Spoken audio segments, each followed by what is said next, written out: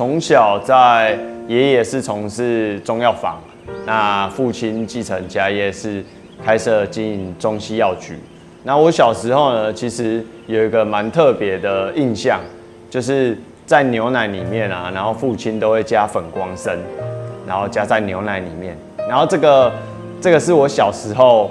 很特别喝牛奶的印象。然后在生活里面呢，父亲常常会有炖汤，然后以药膳去做炖汤，所以从小蛮习惯有药膳在食物生活里面，然后一路而成长这样子。所以汉方的味道对我来讲是很熟悉的。那再来大学之后是读东海餐旅管理，那在4年的餐旅管理的所学里面呢，后来是进到台中的福华饭店，然后回来台糖长荣酒店工作。对，那工作之后呢，想一想，我想要把自己的所学，然后跟家里的汉方，然后去做结合。那在想说有什么东西可以做结合。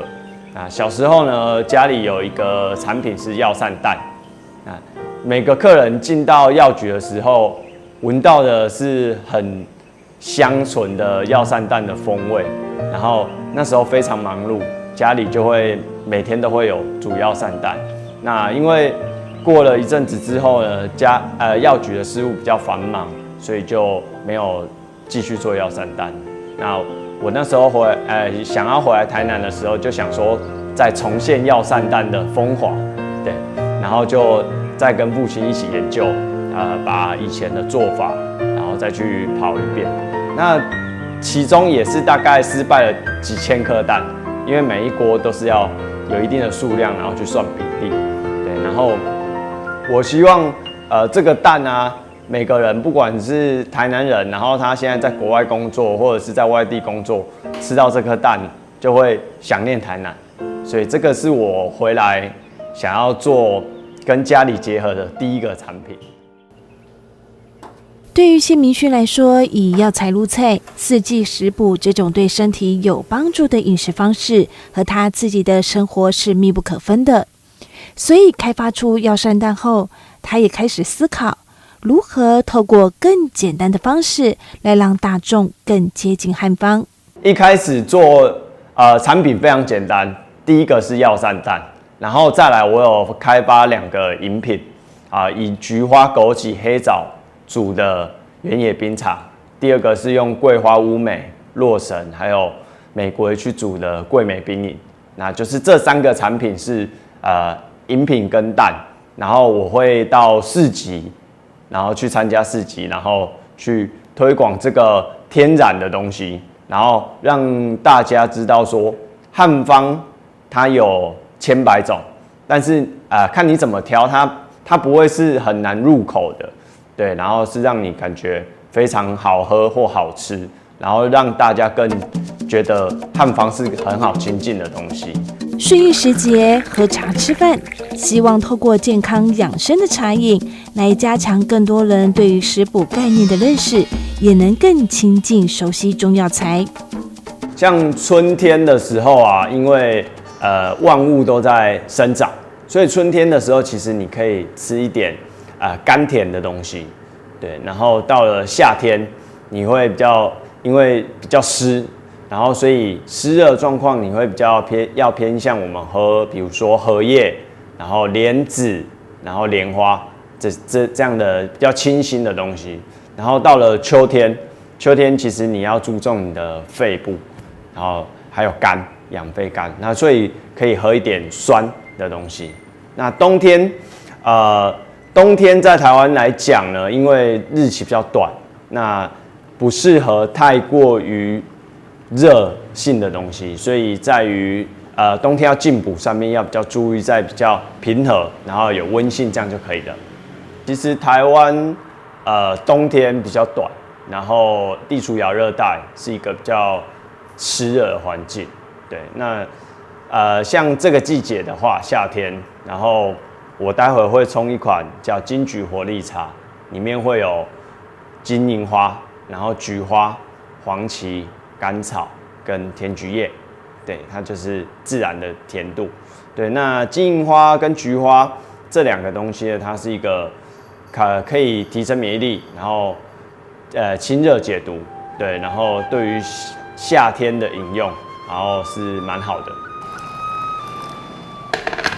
那这个是菊花，那是用苗栗铜锣的菊花。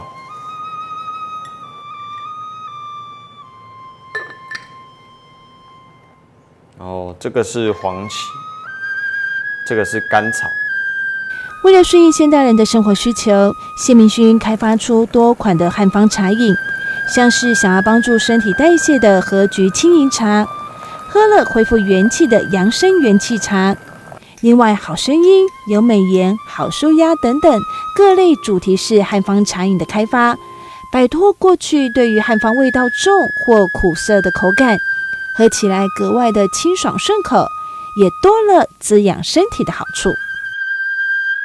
爷爷跟父亲的影响，对我从小到大到现在接触到汉方药材，有蛮大的帮助。因为有蛮多的学理上面的东西，必须再跟父亲做讨论。那手草生活的茶饮，也是跟父亲做讨论之后再做调整，然后在店里面然后开发出来。然后因为有一些汉方药材它会有苦，对，所以我们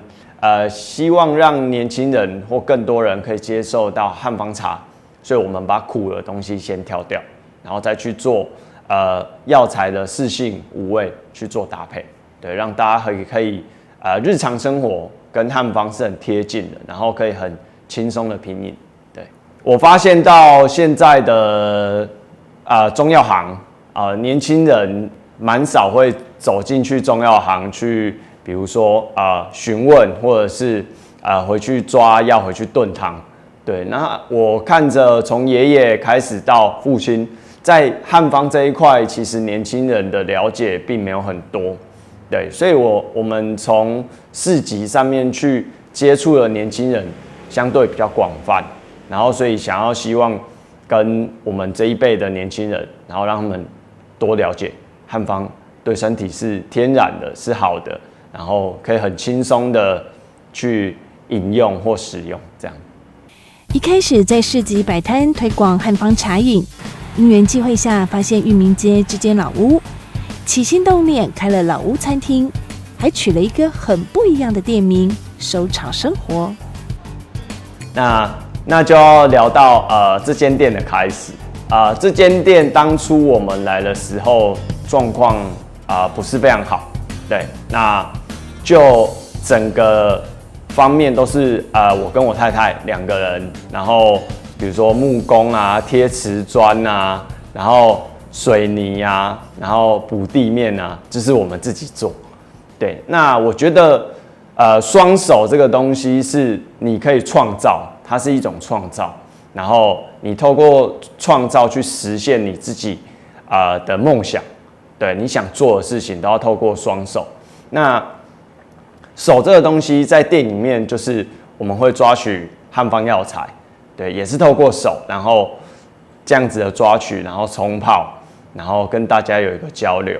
那炒这个东西呢，我觉得我们店里其实蛮小的，只有10坪的空间。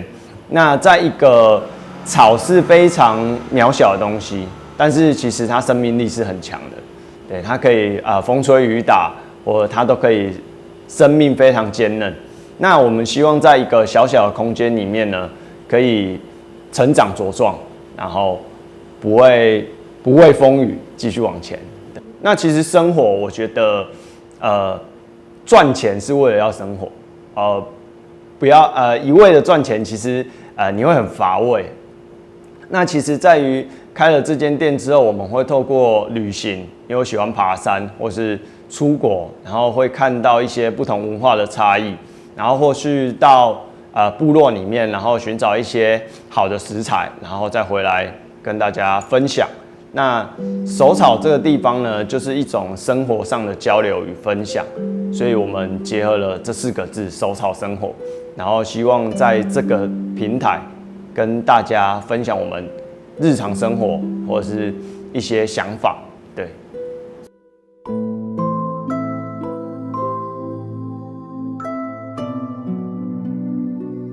其实每一位来过手炒的朋友都会迷上店内特殊的空间氛围，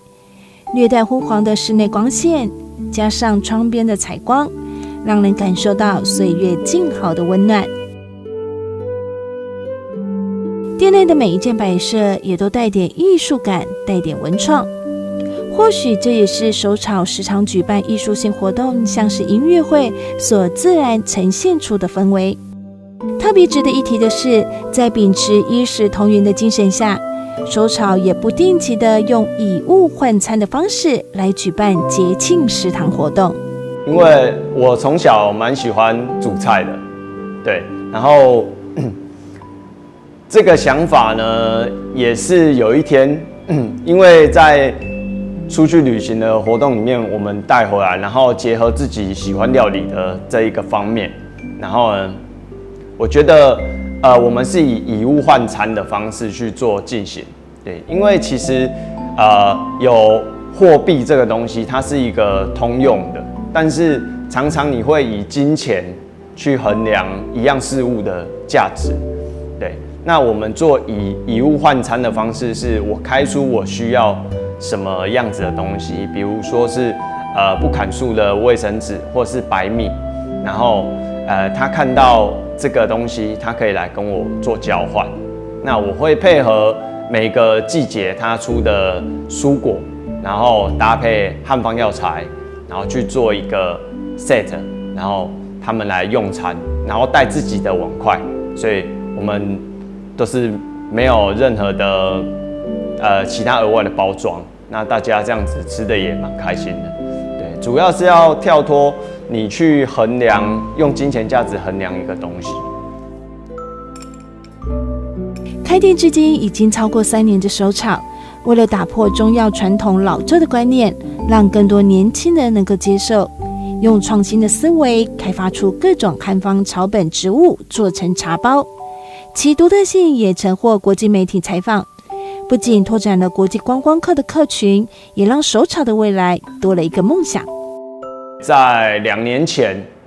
因缘际会之下 ，NHK 日本 NHK 有来采访。那在这样子的一个机缘之下呢，有蛮多的日本朋友会到我们店里。对，那这是以前没有接触过的一个客群。那我希望在我回来台南是一个深耕在地的方向，然后我们可以走向国际。我也没有想过让日本的朋友他也会蛮喜欢我们的汉方茶，因为其实一样的是，日本与台湾年轻他们并没有对汉方有蛮多的了解，或许他们更陌生，然后既定印象可能都是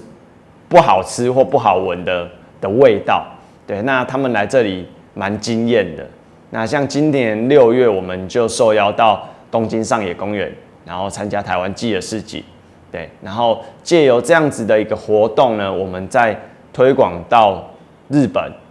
方面。对，然后希望让这样子的轻松的方式去让大家了解汉方茶。对，当老行业遇到新思维，就可以碰撞出无限的可能。手淘的汉方茶饮也让传统中药顺应潮流，一步一步走进年轻人的生活中。尤其是在如今这么炎热的夏季，来杯既健康又养生的茶饮，对身体不造成负担，又可以消暑，非常值得推荐给大家来品尝看看哦。酷暑难耐，尤其随着夏日气温节节升高，所引发的身体问题也不少。接下来节目中将分别由中医、西医2位专业的医师教您夏日抗暑的秘诀。首先由家庭医学部李明新医师教您预防气温节节升高所引发的热中暑。我们一般来讲如果因为高温对人体造成，我们其实统称为热伤害。那热伤害其实有很多种不同的种类，一般我们比较常见的可能是类似热痉挛。热痉挛就是因为高温，然后电解质流失，流太多汗，然后导致了肌肉比较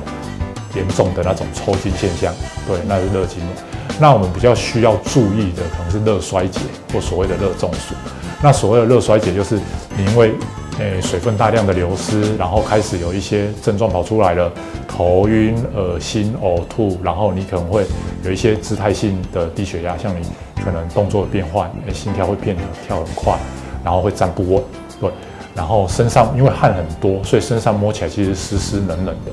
那种情况就是已经比较严重了，这个时候就是要去做一些处理。对，那其实一般我们讲的热中暑，那其实是热伤害里面最严重的，就是除了刚刚讲那些症状以外，因为它会高烧40度以上，然后会有一些意识状态的改变，可能会昏迷，然后有的人可能会抽搐。对，那如果有伴随这些现象，就是我们讲的热中暑。那个时候因为它的中枢神经控制我们体温的地方已经有受到影响了，所以那时候有一些排汗的困难，所以你反而皮肤摸起来是热热干干的，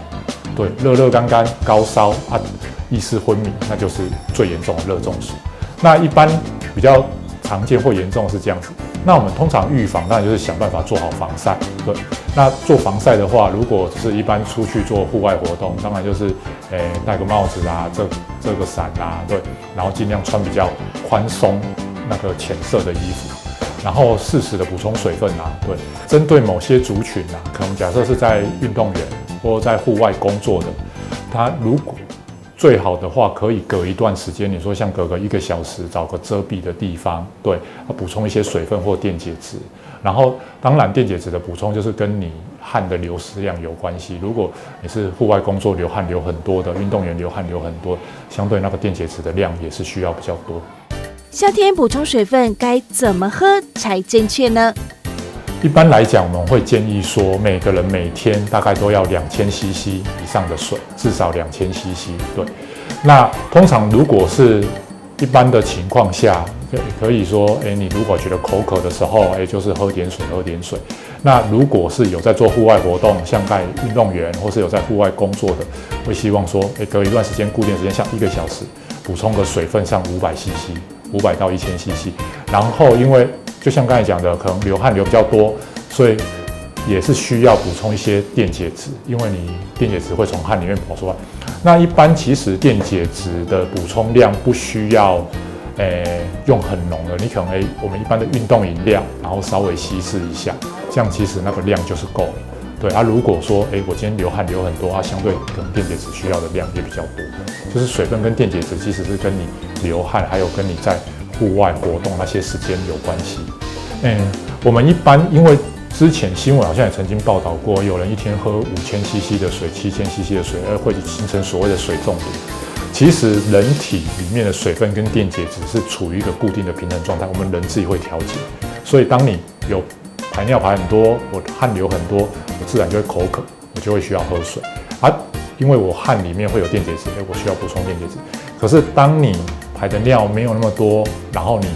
流的汗没有那么多，可是你就是一直喝，水分太多，你里面的电解质就会出现异常，因为整个那个浓度会出现变化，对啊，那种就会变成产生一些身体状况不舒服。你说包括比较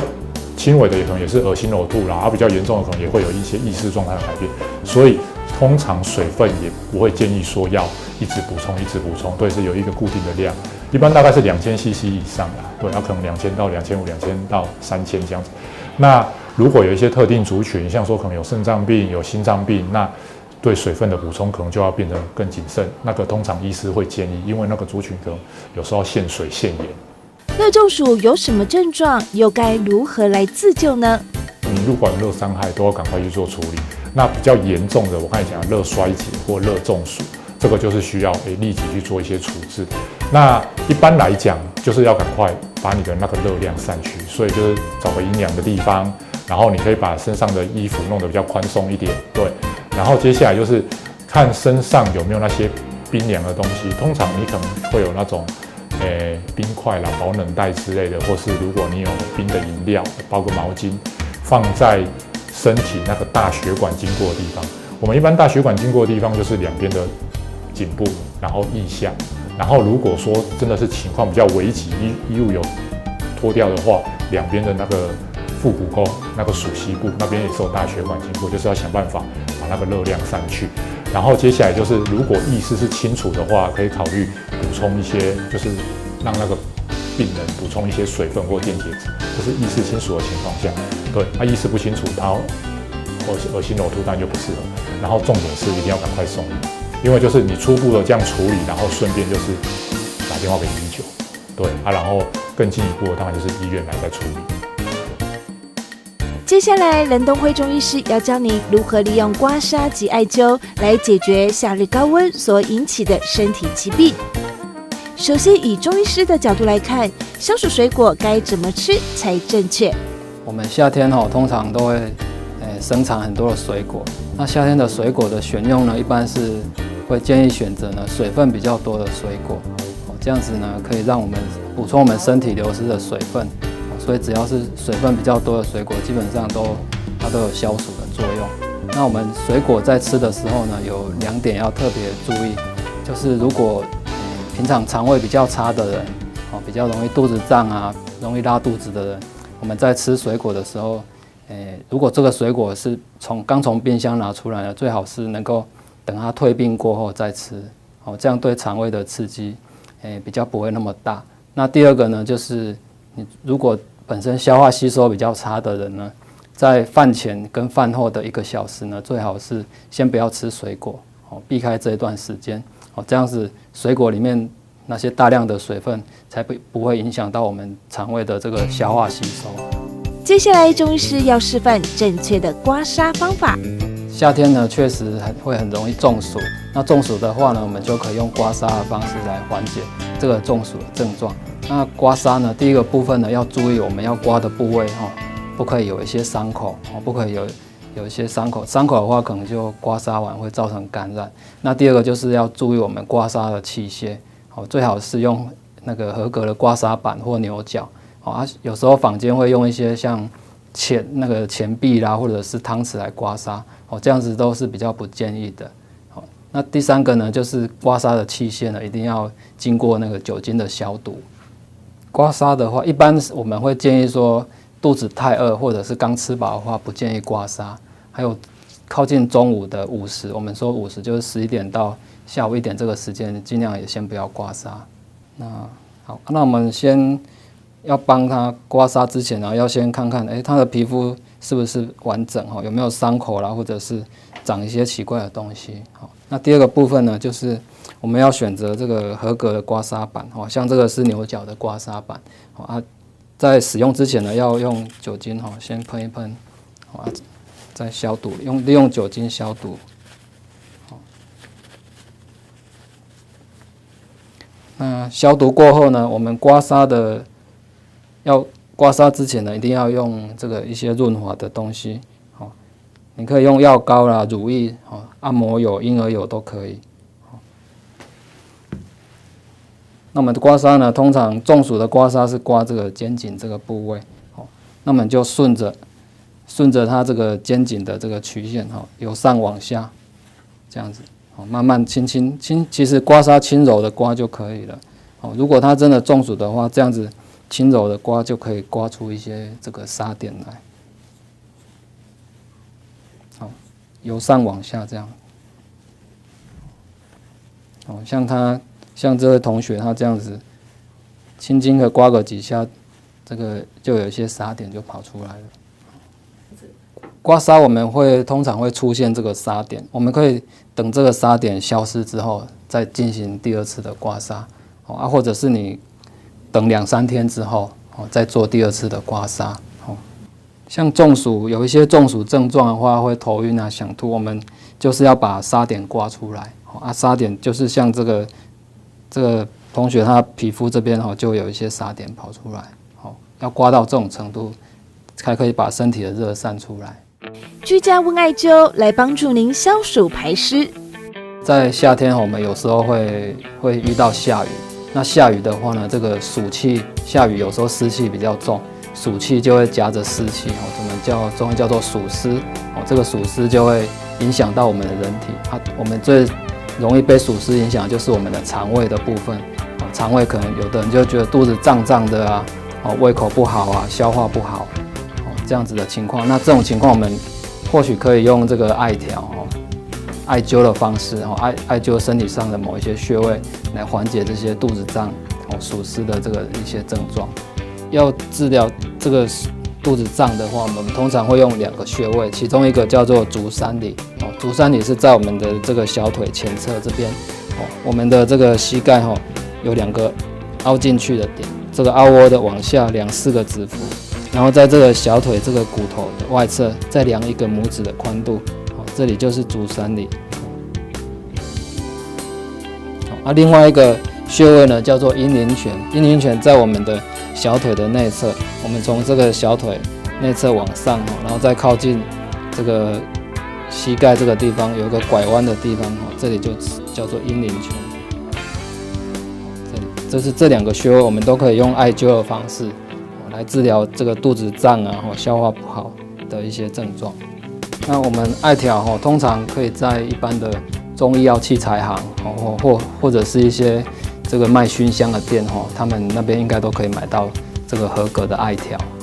那我们艾条要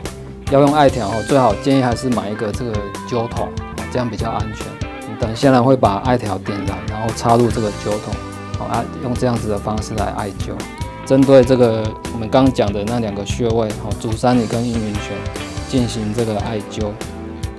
那我们艾灸的距离大概是距离这个皮肤大概3到5公分，这样子就可以艾灸。然后如果会觉得热的话呢，再稍微移动一下或转圈圈的方式这样子灸。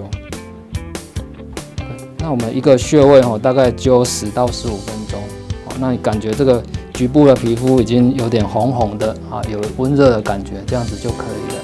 本身有温热的效果，它可以我们中医讲温通经络，所以你如果有一些酸痛的问题啦，也或者是妇科经痛的问题，都可以用艾灸来调理。在医师的示范下，不管是刮痧还是利用艾灸的方式，都可以让您在家轻轻松松自己 DIY 来帮助身体达到消暑的效果。透过今天的节目，希望大家都可以健健康康、开开心心的度过炎炎夏日。